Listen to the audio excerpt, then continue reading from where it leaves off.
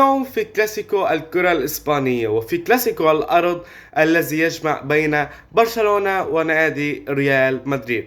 اليوم الفريقين يدخل بأفضل حالاتهم في الدوري وأيضا في دوري أبطال أوروبا. برشلونة في الدوري لحد الآن لم يخسر في أي مباراة لحد الآن، وأيضا في دوري ابطال اوروبا برشلونه بثلاث مباريات لسه عن نقاط، وايضا متصدر مجموعته في دوري ابطال اوروبا. وايضا ريال مدريد يدخل المباراه اليوم في صداره الدوري الاسباني، وايضا متصدر مجموعته في دوري ابطال اوروبا من دون اي خساره.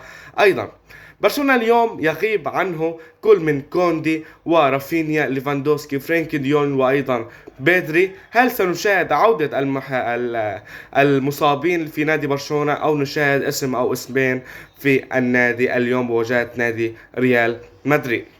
اليوم المواجهة تجمع برشلونة وريال مدريد في أرض نادي برشلونة، وآخر 10 مباريات جمعت برشلونة وريال مدريد في أرض برشلونة كانت 4 فوز لنادي ريال مدريد، 4 تعادل أيضا بين برشلونة وريال مدريد، و2 فوز لنادي برشلونة. هذا لا يعني أنه ريال مدريد سوف يفوز اليوم على نادي برشلونة، لأن المباراة في أرض نادي برشلونة.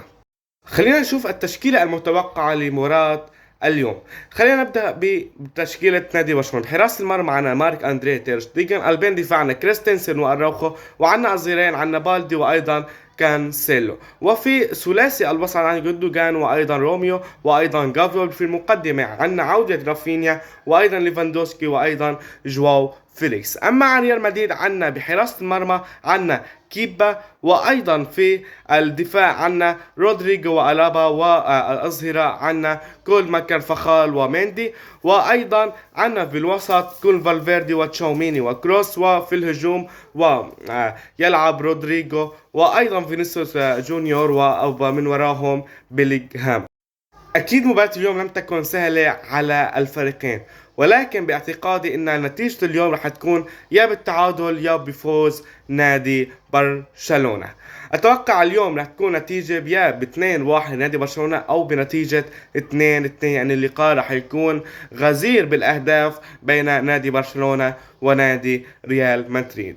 الآن ننتظر القائمة المستدعاة للمباراة ضد نادي ريال مدريد. تشافي ينتظر إلى الساعات الأخيرة من المباراة لإعلان القائمة ضد نادي ريال مدريد. هل سنشاهد عودة المحترفين كلهم، أو عودة اسم أو اسمين مثل ليفاندوسكي ورافينيا مثل ما شفنا في التشكيلة المتوقعة للقاء اليوم؟